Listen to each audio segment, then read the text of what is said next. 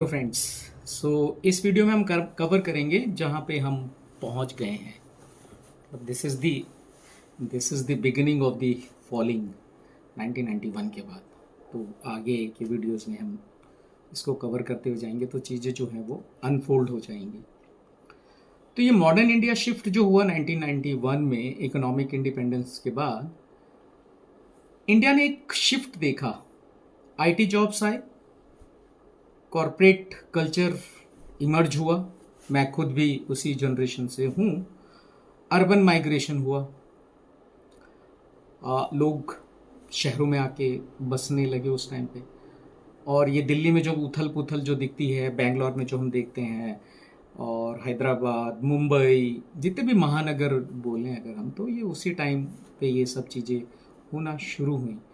अब क्योंकि लोग आने लगे तो अभी तक तो हमारा जो हिस्ट्री जो रही वो हमारी जॉइंट फैमिली की रही। और अब क्या हुआ, क्योंकि काम की तलाश में, अच्छे जीवन की तलाश हमेशा इंसान को रहती है, आज भी वही स्ट्रगल है। तो उस पूरे प्रोसेस के अंदर जो है वो अर्बन माइग्रेशन हो रहा था।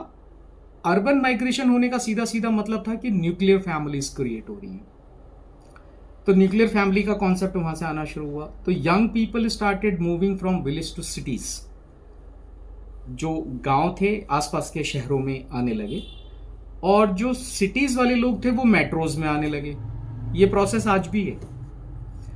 और मेट्रोज वाले जो लोग थे वो क्या हुआ, लेवल अप करेंगे ना हर चीज को, तो मेट्रोज वाले वो फॉरेन कंट्रीज जाने लगे।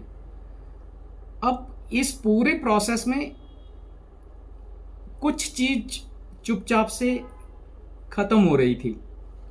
और वो क्या खत्म हो रहा था किसी को पता नहीं चला। इसीलिए मैंने इसको बोला ये साइलेंट क्राइसिस है। और ये क्राइसिस आज का नहीं है, ये तभी का क्राइसिस है, 1991 का क्राइसिस है। तो आप लगा लीजिए कितने साल हो गए। तो इस पूरे प्रोसेस में जो जॉइंट फैमिली का जो सिस्टम था वो वैनिश होना शुरू हो गया था। हुआ नहीं था, शुरू हो गया था। तो ग्रैंड पेरेंट्स जो थे वो गांव में रह गए।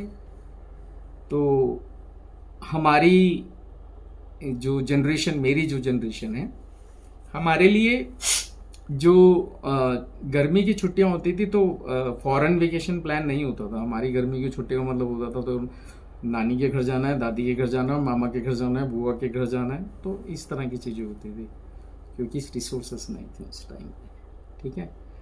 एंड जो ग्रैंड पेरेंट्स थे वो गांव में रह गए। Parents were left alone in home towns, क्योंकि जवान इधर आ रहे थे तो पेरेंट्स भी वहां पे रह गए।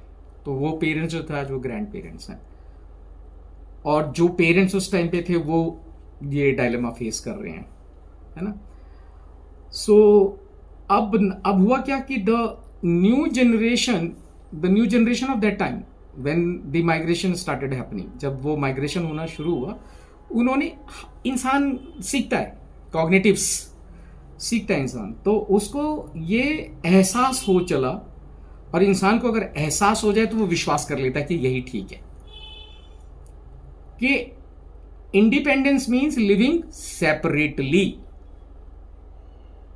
And slowly. मतलब इंडिपेंडेंस, आजादी का मतलब है कि अलग रहना, आजादी, क्योंकि वो मजबूरी में शुरू किया गया प्रोसेस इतना डीप सीपिंग हो गया कि हमने मान लिया कि यही है सच्चाई, यही है जीवन की, है ना। तो वहां पे हम आ गए। और इस पूरे प्रोसेस में हुआ क्या, एक इंग्लिश में एक प्रोवर्ब है, out of the sight out of the mind. नजर से दूर दिमाग से बाहर, वही हुआ। तो डिस्टेंस जो था दैट बिकेम इमोशनल डिस्टेंस। यहां से शुरुआत होती है जो आज हम क्राइसिस फेस कर रहे हैं। अभी पूरा हुआ नहीं है क्राइसिस, कुछ लोग बहुत अच्छा काम कर रहे हैं, यंग किड्स वो इस चीज़ को रियलाइज करते हैं, समझते हैं, सेक्रीफाइसेस, ये हमेशा चलता रहेगा ये दुनिया में। अगर आप पढ़ेंगे कहानी बुकर टी वॉशिंगटन की, जिसके नाम पे वॉशिंगटन डीसी रखा गया, तो अगर आप वो कहानी पढ़ेंगे तो आपको समझ आएगा।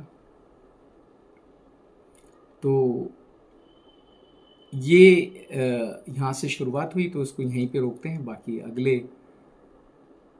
वीडियो में कवर करते हैं, अगले वीडियो में मिलते हैं। Thank you.